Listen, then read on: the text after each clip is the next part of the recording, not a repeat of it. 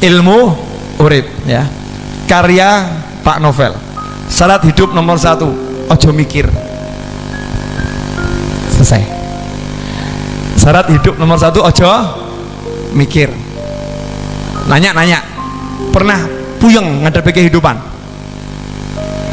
Pernah atau berapa kali atau bahkan sering gitu kan ya? Puyeng itu gara-gara apa? Mikir lah. Berarti kan mikir salah tuh.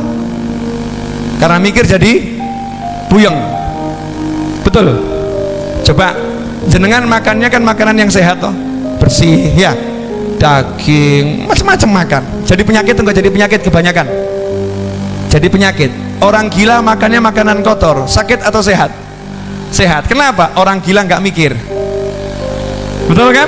Tapi kalau kita mikir, tanya sama polisi, kasus kecelakaan di jalanan itu akibat orang gila atau orang yang mikir? Mikir. Kalau Anda ngebut, Anda tidak mikir mesti selamat. Tapi ngebut mikir, ragu-ragu nabrak. Ragu-ragu nabrak. Makanya orang gila nyebrang itu hampir nggak pernah ketabrak. Orang waras nyebrang banyak yang ketabrak. Kenapa? Orang gila nyebrang nggak pakai mikir. Mau nyebrang saja. Gila.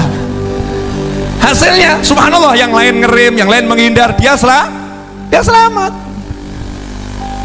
karena dia nggak mikir. Nah, kenapa orang gila taat aturan Allah? Hidup jangan mikir. Kenapa jangan mikir? Karena sudah dipikirkan oleh Allah yang maha memikirkan. Ngapain ikut campur mikir? Jelas?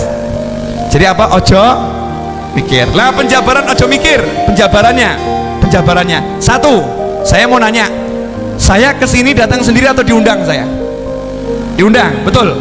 Begitu datang ditaruh di mana? Di sini atau dimasukkan kamar? Masukkan kamar, so istirahat, betul kan ya? Disuguhin. Kenapa disuguhin? Karena saya diundang. Bapak ibu diundang, ini di depan diundang, dikasih suguhan, betul atau betul? Disiapkan kursi untuk duduk, betul. Sekarang saya mau nanya, yang ngundang jenengan ke muka bumi siapa? Yang nempatkan Anda, nempatkan saya di bumi ini siapa? Siapa yang nempatkan? Nah, kalau kita di sini aja dimuliakan sama yang ngundang, betul kan? Lah yang ngundang kita siapa? Nanya, yang ngundang kita siapa di muka bumi? Yang meniupkan ruh itu di muka bumi ini jadi manusia siapa? Yang datangkan kita ke muka bumi siapa? Lah kira-kira Allah jamin enggak kehidupan kita di muka bumi? Lah kenapa Anda masih mikir dan ragu? Kurang ajar kan? Wa ma min dabbatin fil ardi illa 'alallahi rizquha. Beb, nyatanya banyak yang susah gara-gara dia menyalahi aturan mikir. Nggak boleh mikir, jalan aja hidup ini, jangan dipikir. Contoh ya, contoh sederhana. Allah udah nyiapkan semuanya ya, kita nggak usah mikir. Kalau kita mikir jadi nggak bagus. Begini loh ya, misal saya datang gini, nah Bib ini ada tempat istirahatnya enggak Bib? Tempatnya royet enggak? Saya enggak tempatnya. Kira-kira gawa ada enggak? Kopi ada enggak? Teh ada enggak Bib? Kira-kira gimana? Saya nanti kalau pengen teh bisa dapat enggak? Saya ngomong gitu terus, Habibnya nyaman enggak? Enggak nyaman. Dianggap saya ini orang yang benar atau enggak benar nih? Enggak benar karena meragukan yang ngundang, betul kan ya? Kalau bahasa lain, bahasa Jawa, kalimat cetok, kurang ajar kan begitu ya, nggak tahu diri. Itu baru kepada beliau. Lah kepada Allah Ta'ala, Gusti ya Allah, pripun ya Allah, ini besok mau makan apa ya Allah ya, ini gimana ya Allah, bayar SPP gimana ya Allah nih, ini nanti urusannya gimana ya Allah ya. Kan aku udah bilang, wa ma min dabbatin fil ardi illa 'alallahi rizquha. Udah aku jamin dan aku umumkan. Ngapain kamu meragukan aku? Masih ragu ya silahkan mumet, akhirnya Allah marah. Wis gak usah kayak kopi, gak usah kayak teh, mikir dewi. Paham enggak? Jangan mikir. Yang kedua, masalah itu tidak ada. Jadi kalau orang hidup mengeluhkan masalah terus, berarti orang itu mati, nggak hidup. Masalah itu tidak pernah ada, tidak ada masalah. Bib, nyatanya ada masalah? Nggak ada. Contoh, ada orang punya utang, masalah nggak? Masalah kalau nggak bisa bayar, betul kan? Kalau bisa bayar jadi masalah? Enggak. Ada orang jatuh, masalah enggak? Masalah.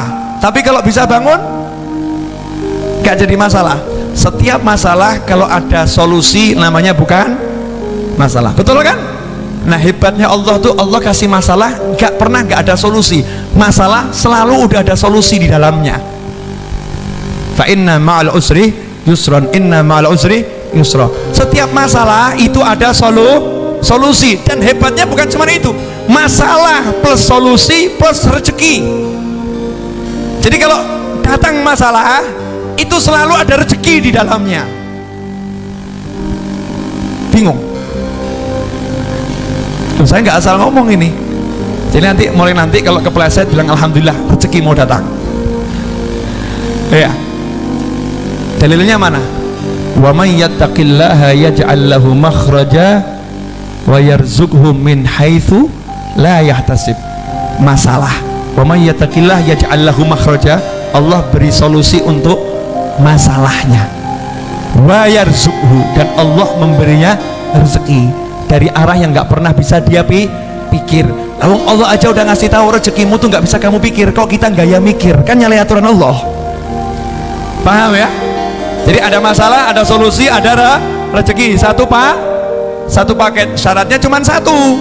Awal tadi jangan mikir, tapi ngapain? Zikir. Wa ma khalaqtul jinna wal insa illa liya'budun. Enggak usah mikir, salat. Baca Al-Quran. Cari ilmu. Senangkan orang tua. Senangkan anak. Senangkan pasangan hidup. Silaturahim. Waktu ke pasar, ya ke pasar. Kerja. Jalani aja aturannya Allah. Gak usah mikir, nanti sistemnya Allah yang akan kerja. Selesai masalah. Nah kita kan enggak, takwanya hilang, mikir masalah, metoh. Silahkan puyeng, silahkan pusing. Saya mau nanya, ini ilmu yang terakhir ini murah atau mahal? Murah, mau nggak bayar gratis kok ya? Nggak bayar gratis. Ya, jadi nggak usah dipikir, dan masalah itu tidak ada masalah. Makanya orang-orang soleh nggak pernah merasa bermasalah. Apapun masalahnya nyantai aja dia. Kenapa? Oh yang ngasih masalah Allah kok, kita yang menyelesaikan, kan bodoh. Yang ngasih masalah siapa? Allah. Masa kita yang mau menyelesaikan? Bisa menyelesaikan masalah yang ngasih Allah. Baru masalah yang ngasih orang yang agak kuat aja kita bingung, gitu kan ya? Nah kalau masalah yang ngasih Allah bisa kita menyelesaikan? Gak bisa. Ya biar Allah yang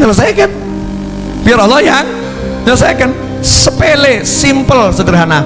Yang terakhir, sudah satu jangan mikir, yang kedua masalah itu tidak ada.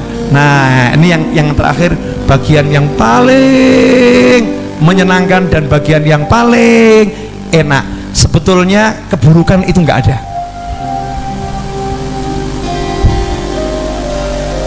Kok lihat saya gak enak semua, kenapa ini? Buruk gak enak itu nggak ada. Karena Allah nggak akan memberikan kita keburukan dan ketidakenakan meskipun zahirnya buruk gitu. Zahirnya nggak enak. Maka dikatakan al khair wasyarr bimasyiatillah. Baik dan buruk itu kehendaknya Allah. Sedangkan Allah tidak berkehendak untuk memburu-burukan hambanya. Semua baik, hambanya saja yang bermasalah. Saya kasih contoh boleh? Bu, punya suami ganteng nikmat atau enggak nikmat? Nanya, punya suami ganteng nikmat atau enggak nikmat? Jawabnya lama kan? Kenapa? Dalam benak seorang istri nggak ada suami ganteng kalau masih lihat kegantengan orang lain. Betul kan?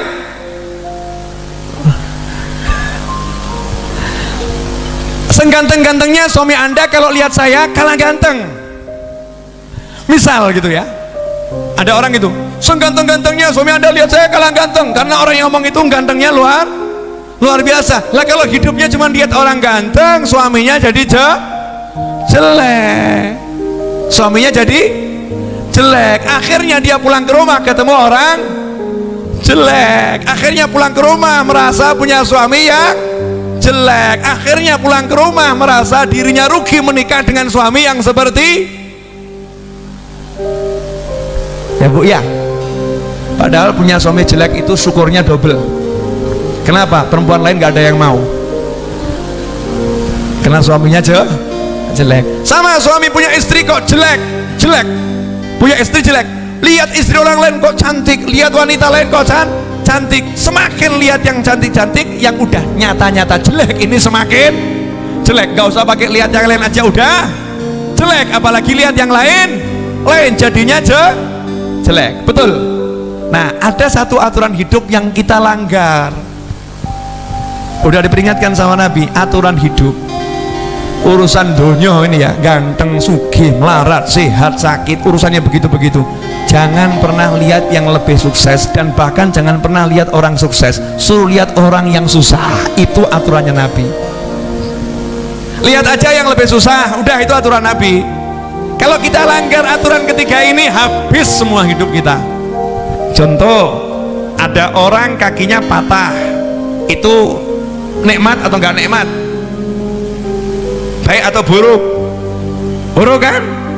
Kenapa dia lihat buruk? Karena dia lihat orang yang kakinya tidak patah.